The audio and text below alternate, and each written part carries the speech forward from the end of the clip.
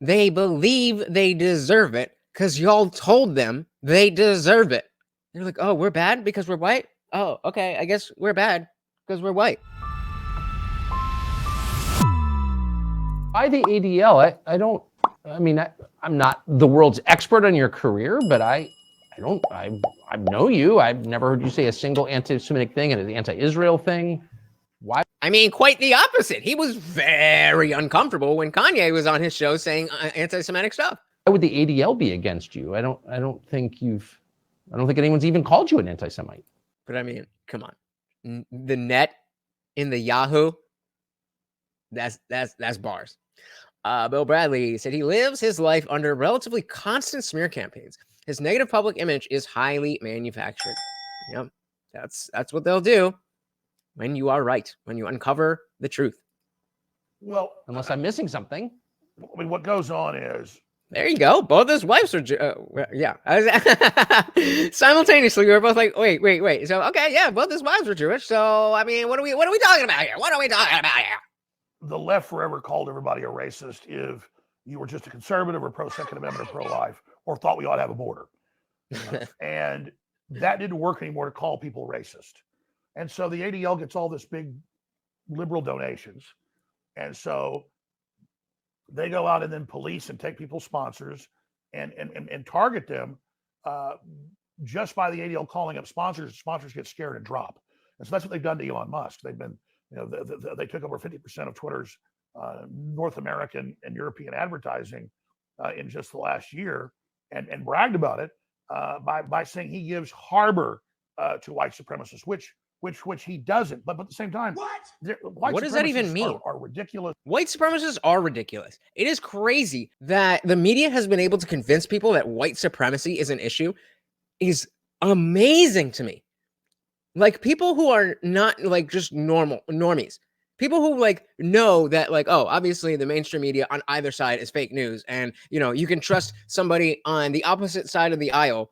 Like, I could trust the Young Turks more than I can trust Fox News a lot of times. Like, these are people who know that kind of stuff, and they would trust Tim Pool more than they would trust MSNBC or something. Yet they believe that white supremacy is a real issue. Like, no, dude. It's not. Like, people are taking Nick Fuentes seriously.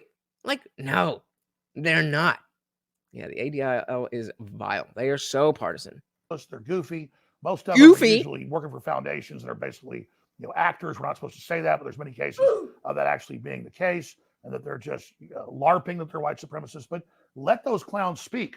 Whatever happened to the ACLU that used to support the KKK marching through a town or publishing their own newspaper? I don't support the KKK. I think they're a joke. But if you take their rights, you're taking everybody's. But they're not even taking the rights of those people to post because they create fear and they get the ADL more funding. But if they can target an Alex Jones or an Elon. This is actually the context in which, if you guys saw the community tab post that I did about the quote, Vivek Ramaswamy is a race traitor and a panderer. It was somebody who was talking about how white people will think of Vivek and they won't vote for him because they think that he's a race traitor. And I certainly believe that there are people who, whether it's consciously or unconsciously, would not want to vote for Vivek because he's not white. I highly doubt there was anybody who would who would say that, but like say that out loud. But the notion that a large group of white people would think that came from the same person who was talking about Nick Fuentes this, Nick Fuentes and that, and it wasn't trying to say that Nick Fuentes was like all over and people love Nick Fuentes, but it was just like the way that you're connecting these lines. It's just like this is not how my people think. And the only response is, well, it's because I'm brown too. And I mean, I guess, bro, but if that's, why is everything through that lens? Everything has to be through a race, and I just don't think it is. Bill Bradley said after Trump got elected, the ACLU released the quote ACLU case selection guidelines, conflicts between competing values or priorities, prioritizing who actually deserves free speech. What? Crazy. MLX9 said, we all know the supply of racism is at record lows versus the demand for racism. The grifters have got to keep it going to earn a living. Yup.